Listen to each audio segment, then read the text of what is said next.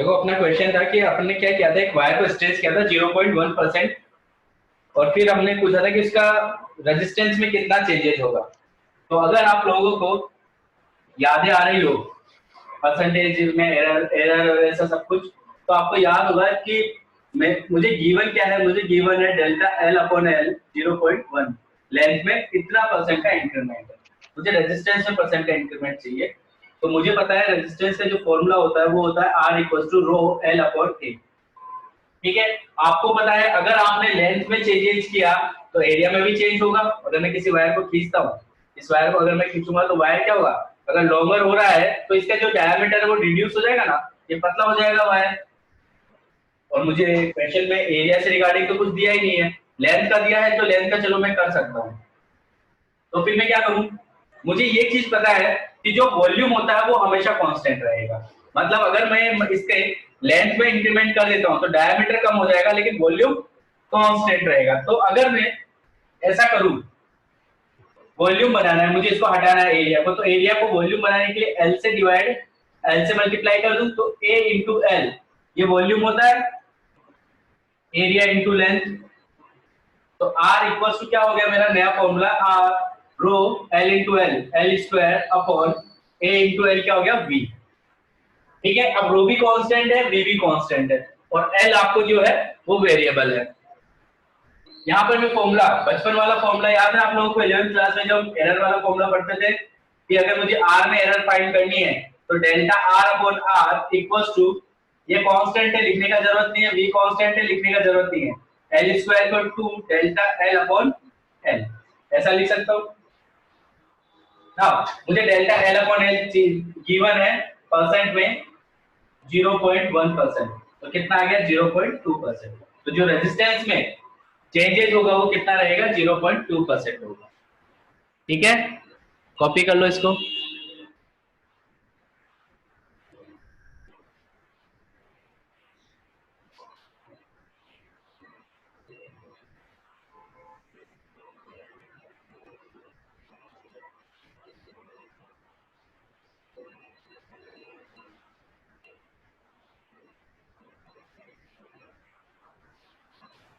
कोई डाउट है तो पूछो इसमें।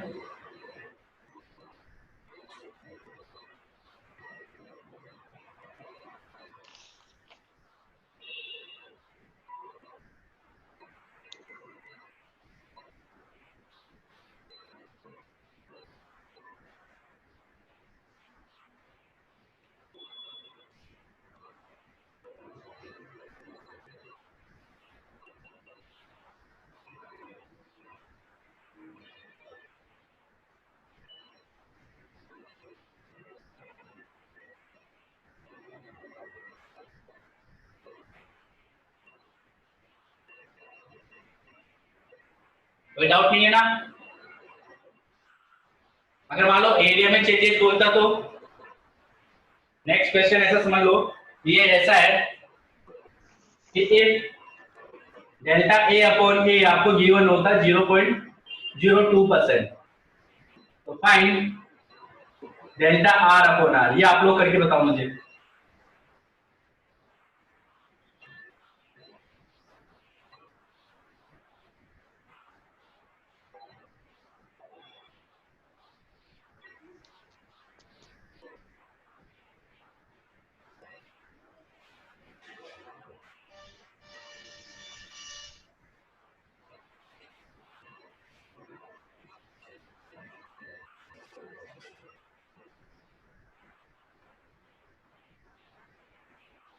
सर इसमें तो खाली V बाय एल हो जाएगा ना।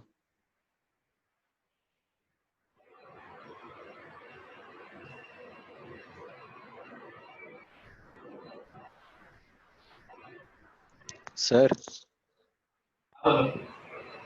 सर इसमें तो खाली ये V बाय एल हो जाएगा ना sir. V by L V by L. ऐसे,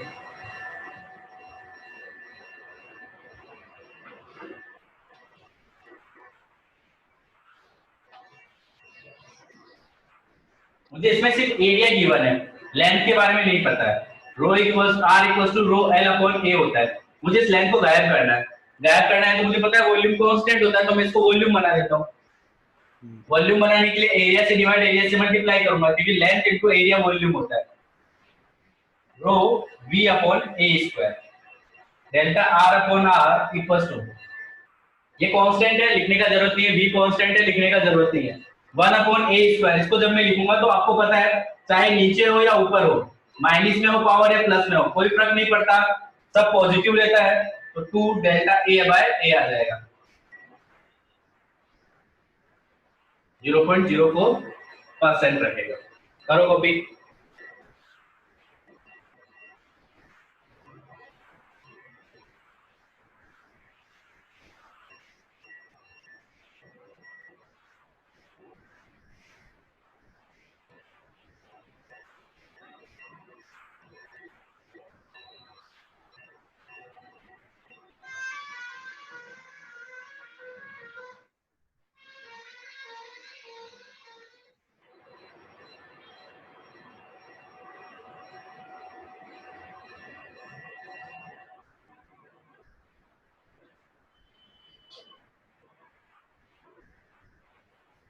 हो गया।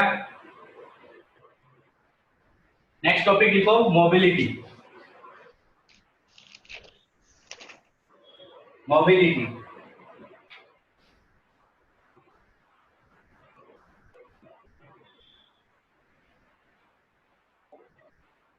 मोबाइल का मतलब या मोबाइल का मतलब क्या होता है, मूव करना। ठीक है, तो मोबिलिटी का मतलब क्या हो गया कि कोई भी चार्ज कितना मूव कर पाता है जब आप किसी इलेक्ट्रिक फील्ड में उसे रखते हो। तो मतलब ओवरऑल ड्रिफ्ट वेलोसिटी तो हमारी क्या हो जाती है, जीरो हो जाती है ना, अगर हम इलेक्ट्रिक फील्ड अप्लाई नहीं करते हैं, सेल नहीं लगाया, बैटरी नहीं लगाया, तो जो वायर है उसका ओवरऑल ड्रिफ्ट वेलोसिटी क्या हो जाती है, जीरो। लेकिन अगर मैंने इलेक्ट्रिक फील्ड लगाया तो मूव करना स्टार्ट कर देंगे, मैं इलेक्ट्रिक फील्ड बढ़ा दूंगा तो ज्यादा मूव करना स्टार्ट कर देंगे। तो यहाँ पर मैं जो बात कर रहा हूँ ये कह रहा हूँ कि पर यूनिट इलेक्ट्रिक फील्ड लगाने पर चार्ज कितना मूव कर पा रहा है, वो आपका मोबिलिटी होती है। तो इसका डेफिनेशन क्या है, drift velocity of a charge per unit electric field. मतलब इसको हम जो रिप्रेजेंट करते हैं ना, म्यू से रिप्रेजेंट करते हैं, और ये क्या हो जाएगा, we D upon E.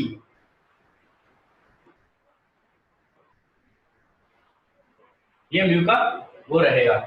Unit की बात करें तो मीटर पर सेकंड, इलेक्ट्रिक फील्ड का न्यूटन पर कूलम, तो ये उसका क्या हो जाएगा, यूनिट हो जाएगा। ठीक है, या न्यूटन पर कूलम ना लिखना चाहो तो volt into volt upon metre, ये भी होता है, तो metre square per second into volt, ये भी इसका यूनिट हो जाएगा मोबिलिटी का। आपको अगर याद हो, J इक्वल्स टू होता था NEVD, करंट डेंसिटी की बात कर रहा हूँ। J को हम लिखते थे sigma E equals to NEVD, मुझे चाहिए VD अपॉन E, तो इस E को डिवाइड कर देते हैं, तो VD upon E equals to NE upon sigma, ये आपका म्यू का फॉर्मूला हो गया। ये म्यू है क्या एक्चुअल में, म्यू क्या है कि अगर मान लो एक इलेक्ट्रॉन है वो मूव कर रहा है इलेक्ट्रिक फील्ड लगाने पर, तो वो कितना फास्ट मूव कर सकता है पर यूनिट इलेक्ट्रिक फील्ड, मतलब आपने कितना इलेक्ट्रिक फील्ड लगाया है और उसका वेलोसिटी कितना है। नॉर्मल कंडक्टर की बात करें तो कंडक्टर में ये आपका जो इलेक्ट्रिक फील्ड है, या मैं बात करूं कंडक्टर में जो होता है वो सिर्फ और सिर्फ इलेक्ट्रॉन्स मूव करते हैं, लेकिन जो सेमीकंडक्टर होता है ना, उसमें इलेक्ट्रॉन के साथ साथ होल्स भी मूव करते हैं। अब ये होल्स होते क्या है वो हम बाद में बात करेंगे, लेकिन ये पॉजिटिव चार्ज जैसा होता है, तो इलेक्ट्रॉन के साथ साथ कौन कौन मूव करता है, होल्स भी मूव करते हैं। तो अगर मैं यहाँ पर ओवरऑल कंडक्टिविटी की बात करें सिग्मा की, या फिर अगर हम बात करें यहाँ पर उल्टा एन सिग्मा अपॉन एन ये आएगा। तो अगर मैं सिग्मा कंडक्टिविटी की बात करूं तो कंडक्टिविटी को मैं क्या लिख सकता हूं, sigma equals to mu N E. और कंडक्टर के लिए क्या होता है, सिग्मा जो ये रहेगा, इलेक्ट्रॉन ही मूव करते हैं, ओनली इलेक्ट्रॉन होता है, तो म्यू ई एन ई, और वो नंबर ऑफ चार्ज ई रहेगा। और सेमीकंडक्टर सेमीकंडक्टर के लिए जो सिग्मा होता है ना, वो इलेक्ट्रॉन की वजह से भी होगा प्लस होल्स की वजह से भी होगा। तो ओवरऑल सिग्मा को मैं यहां लिख सकता हूं mu e n e into e plus mu h holes का mobility number of holes into charge of hole. Hole पर जो चार्ज होता है वो इलेक्ट्रॉन के चार्ज के इक्वल ही रहता है। ये कॉपी कर लो।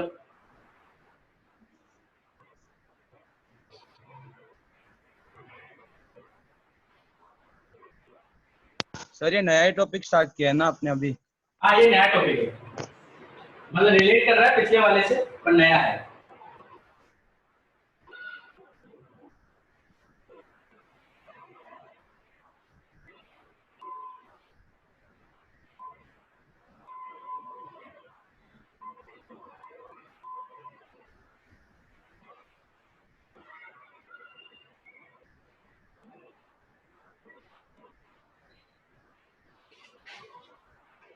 कॉपी करो, कोई डाउट है तो पूछो इसमें। सर सेमीकंडक्टर एग्जैक्टली कौन सी चीजों को बोलते हैं? क्या कह रहे हो? सेमीकंडक्टर सेमीकंडक्टर आपका जो फोन होता है ना, मतलब क्या? Yes sir. फोन के ऊपर अंदर आपने देखा होगा एक आईसी होती है ब्लू ग्रीन कलर की, इंटीग्रेटेड सर्किट, अच्छा है ना। उस आईसी के ऊपर आपने देखे होंगे कई बार 2 टांग वाले 3 टांग वाले इस तरीके से कंपोनेंट्स लगे होते हैं। वो कंपोनेंट जिस मटेरियल का बनता है ना, वो उसको हम सेमीकंडक्टर बोलते हैं। तो सर ये मतलब जैसे conductor good source of electricity के लिए यूज होता है, मतलब उसके लिए, तो सेमीकंडक्टर में क्या होता है? वापस बोलो क्या बोल रहे हो आप? मतलब सर कंडक्टर हम लोग मतलब इलेक्ट्रिसिटी हो सकती है पास, जैसे कंडक्ट करवा इंसुलेटर सकते हो, से। सही है। हाँ, तो सेमीकंडक्टर में क्या होता है? सेमीकंडक्टर में क्या होता है, सही, अच्छा क्वेश्चन। देखो कंडक्टर में क्या होता है, ये अपना मैं बात करूं नॉर्मली, जो अपने घर पे लाइट आ रही है ना, वो कंडक्टर के थ्रू आ रही है, वायर्स के थ्रू आपके घर तक पहुंच रहा होता है। एंड कंडक्टर्स जो होते हैं गुड सोर्स ऑफ, हम कह सकते हैं ट्रांसपोर्टेशन के लिए अच्छा होता है, एनर्जी के ट्रांसपोर्टेशन के लिए अच्छे सोर्सेज है। लेकिन सेमीकंडक्टर की बात करें, अब आपका जो फोन है ना, फोन की बैटरी को अगर आप देखोगे तो बैटरी पे क्या लिखा हुआ होता है कि उसका जो वोल्टेज होगा वो वोल्टेज 10 टू 20 वोल्ट के बीच में होता है। वैसे 10 टू 20 भी ज्यादा बोल रहा हूँ, 10 टू 12 वोल्टेज होता है। तो आपका जो ये है आपका मोबाइल है, वो 10 से 20 वोल्ट पर काम करता है, और आपके पास जो इलेक्ट्रिसिटी आ रही है वो आ रही है 220 वोल्ट की आपके घर पर। ये याद बचपन में पढ़े थे 10th क्लास में कि इलेक्ट्रिसिटी जो घर पर आती है वो 220 वोल्ट और 50 हर्ट्ज का होता है। तो आपके घर में अगर 220 वोल्ट की इलेक्ट्रिसिटी आ रही है, मोबाइल में अगर आपको यूज करना है कितना है 10 टू 20 वोल्ट। दूसरी चीज, जो मोबाइल में आपने क्या किया है, आप कभी अगर ढंग से देखो ना तो आपको ये चीज पता चलेगी कि फैन, ये जो भी कंपोनेंट है, ट्यूबलाइट, ये जो भी कंपोनेंट है, जैसे ही लाइट चली जाती है ये बंद हो जाता है, लेकिन मोबाइल बंद नहीं होता है। रीजन क्या है? मोबाइल के पास बैटरी है, मतलब वो एनर्जी स्टोर करके रखी हुई है, और कभी भी जो आपके घर की जो इलेक्ट्रिसिटी आती है एसी, वो कभी भी है ना स्टोर नहीं हो सकती है। ठीक है, ऐसे अपना डायरेक्शन बदलता रहता है, वो हम आगे चैप्टर में पढ़ेंगे, लेकिन एक बेसिक नॉलेज है कि एसी कभी भी स्टोर नहीं हो सकती, तो हमें एसी को कन्वर्ट करना पड़ता है पहले डीसी में, और वो काम कौन करता है? वो काम करता है आपका चार्जर। जो चार्जर होता है वो पहले एसी को डीसी में कन्वर्ट करता है, उसके बाद वो उसके वोल्टेज को भी कम करता है।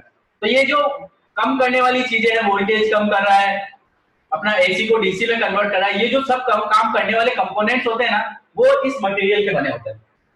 क्योंकि इसमें करंट बहुत कम फ्लो होता है, इतना कम फ्लो होता है, मिली एम्पियर में, माइक्रो एम्पियर में फ्लो होगा, और अपने यहाँ पर जो करंट फ्लो होता है वो एम्पियर्स में। तो यहाँ पर अगर हम बात करें कि काम कहाँ आ रहा है, वो आ रहा है कि एक माइनर से करंट के लिए अगर हमें कुछ वोल्टेज मिल रहा है जिससे कि हम उसे सेव कर सके, स्टोर कर सके, या अपने इलेक्ट्रॉनिक्स कंपोनेंट रन करवा सके, इसके लिए अपने ये सेमीकंडक्टर काम आते हैं। आज की डेट में अगर हम बात करें तो most of components, most of जो इलेक्ट्रिसिटी वाले अप्लायंसेज है, वो सारे के सारे इलेक्ट्रॉनिक्स में कन्वर्ट हो चुके हैं।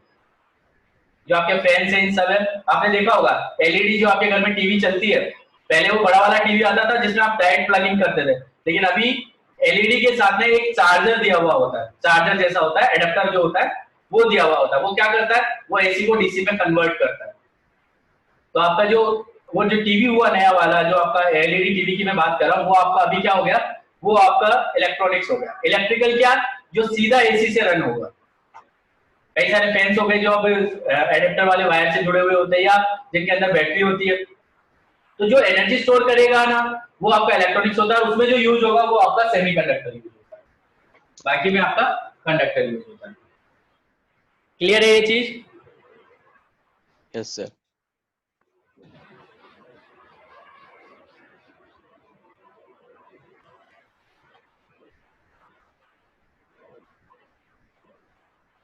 और क्वेश्चन करते हैं तो आपको रेजिस्टेंस का डिपेंडेंसी बता दिया था मैंने कि रेजिस्टेंस जो होता है वो लेंथ पर एरिया पे डिपेंड करता है, प्लस एक डिपेंड करता है अपना टेम्परेचर पे। तो टेम्परेचर वाला फॉर्मूला लिखवा दिया था क्या मैंने? R equal to R nought 1 plus alpha delta T, ऐसा करके कुछ बताया था, नहीं बताया था? बोल दिया करो यार। सर कौन सा? R equal to R nought 1 plus alpha T minus T nought, ये फॉर्मूला लिखवाया था ना? हाँ सर। हाँ, इसी में मैं एक क्वेश्चन दे रहा हूं। क्वेश्चन है resistance of a wire at ice point is 10 degrees centigrade. At steam point it is 10.25 resistance ohm है, 10 ohm. At steam point it is 10.25 ohm. Find the temperature at which its resistance will be 10.15 ohm. Question क्या है? Ice point पर जो आपका temperature ice point पर जो resistance था वो है 10 ओम, स्टीम पॉइंट पे जो रेजिस्टेंस है वो है 10.25 ओम। आपको बताना है temperature, find the temperature at which its resistance will be 10.15 ओम। वो टेम्परेचर बताना है जहां पर उसका रेजिस्टेंस 10.15 ओम हो जाएगा। चलो बताओ ट्राई करके।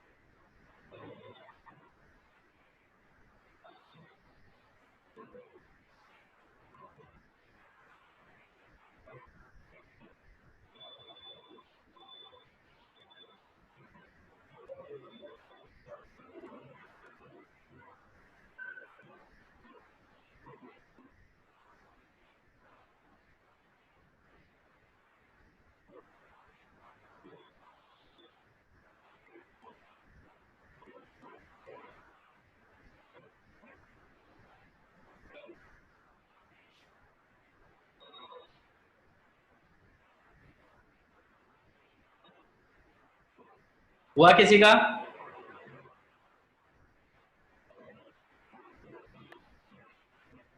कैसे करेंगे सर? आइस पॉइंट दिया तो एक में तो 0 लेना पड़ेगा ना। वेरी गुड, ये हो गया कितना? 0 डिग्री सेंटीग्रेड। ईशान अच्छा करो, सही सोचो। और स्टीम पॉइंट कितना हो जाएगा? 100। मतलब आपको दिया हुआ है 0 डिग्री सेंटीग्रेड पर 10 ओम रेजिस्टेंस है और 100 डिग्री सेंटीग्रेड पर 10.25 ओम रेजिस्टेंस है। तो आपको वो नया टेम्परेचर बताना है जहां पर आपका रेजिस्टेंस 10.15 डिग्री सेंटीग्रेड होगा।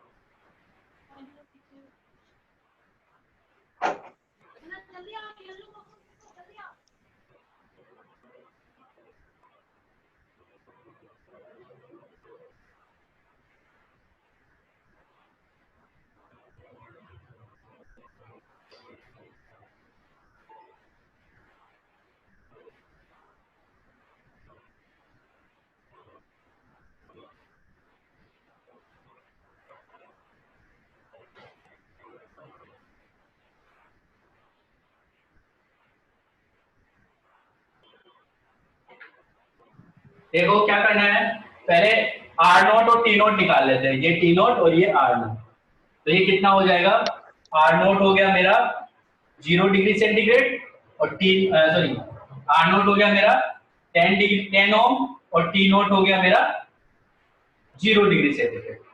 ठीक है, R1 ले लेता हूं एक, वो हो जाएगा मेरा 10.25 ओम और T1 हो जाएगा 100 डिग्री सेंटीग्रेड। ओके, R2 जो मुझे फाइंड करना है उसके लिए 10.15 ओम हो गया और जो T2 है वो हो गया T, वो मुझे फाइंड करना पड़ेगा। ठीक है, मेरे पास ये वैल्यूज है। अब मेरे पास इसको सॉल्व करने के दो मेथड है।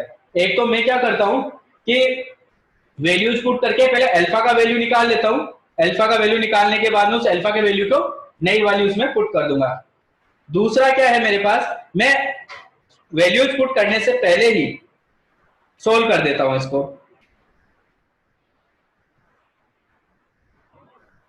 मतलब फॉर्मूला के अंदर वैसे अपन को प्रॉपर ही करते हैं तो ज्यादा बेटर रहेगा, समझ में आएगा। चलो सॉल्व कर देते हैं इसको।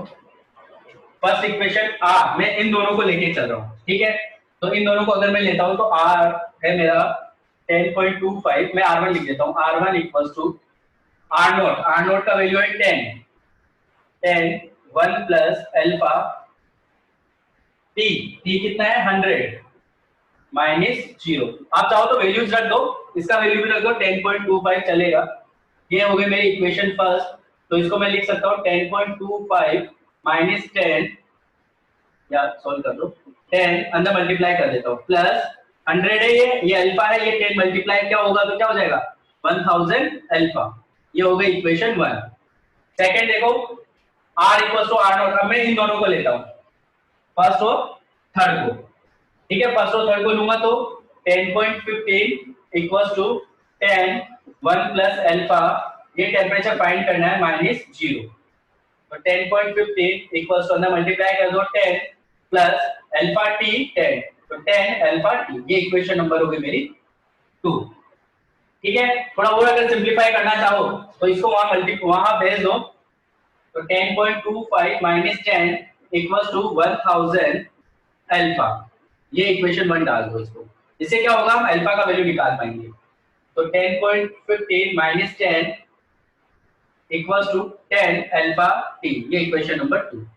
अब मैं क्या करता हूँ 2 डिवाइडेड बाय 1 कर देता हूँ, 2 डिवाइडेड बाय 1, तो 2 डिवाइडेड बाय 1 करूंगा ना तो 10 alpha T upon 1000 alpha equals to 10.15 minus 10 upon 10.25 minus 10। ठीक है, ये अल्फा से देखो अल्फा कैंसिल हो गया, एक 0 से 0 कैंसिल हो गया, t upon 100 equals to 0.15 upon 0.25। Solve कर दो, कितना आएगा 1500 अपॉन, ये पॉइंट से पॉइंट गया 25, 60 डिग्री सेंटीग्रेड, ये अपना आंसर आ जाएगा। ये अपना कितना रहेगा 60 डिग्री सेंटीग्रेड रहेगा, जहां पर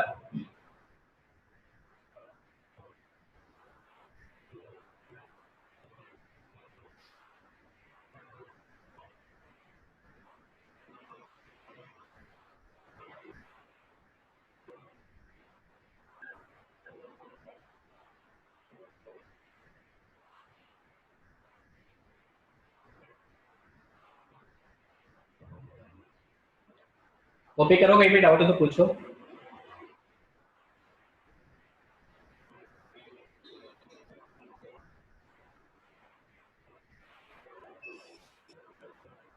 सर हाँ, सर वो स्टेप 1 लिखा है उसके नीचे वाला एक बार समझाओ ना पॉइंट। मैंने देखो क्या किया था यहाँ पर, ये वाली की बात कर रहे हो ना? हाँ सर, उसके नीचे वाला। ये इक्वेशन 1 हो गई ना। अब यहाँ पर मैंने ये तो इक्वेशन किससे बनाई थी? ये मैंने बनाया फर्स्ट एंड सेकंड से। ये वाली इक्वेशन मैंने बनाई है फर्स्ट एंड थर्ड से। मतलब अगर ये फर्स्ट है, ये सेकंड है, ये थर्ड है, और ये थर्ड है। कुछ दे दो इसको, कितना दे दो। तो हमने क्या कर दिया, थर्ड और फर्स्ट से बनाया। तो r की जगह पे r2 equals to r nought 1 plus alpha t2 minus t nought. तो r2 की जगह में क्या पुट करूंगा, 10.15। मैंने r2 की जगह पुट कर दिया 10.15 इक्वल्स टू r नॉट की जगह है 10 1 plus alpha t minus t not. t minus t not का वैल्यू कितना है, 0। t माइनस 0, तो t माइनस 0 क्या होगा, t। बाकी 10.15, 10 को 1 से मल्टीप्लाई किया तो 10 प्लस 10 को अंदर मल्टीप्लाई करूंगा तो 10 अल्फा t। तो सॉल्व कर दो, वो आपका आंसर हो जाएगा। Yes sir. ठीक है, यस सर।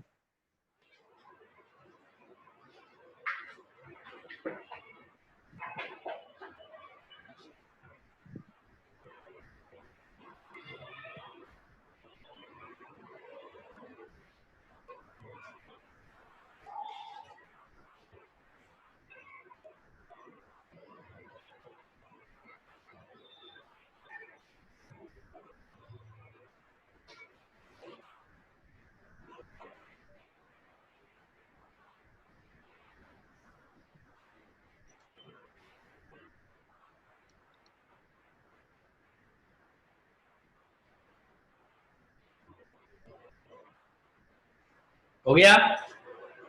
Yes sir. आगे रिएक्शन पे करते हैं, कोई डाउट है तो पूछते रहना। ठीक है, बाय। बाय बेटा।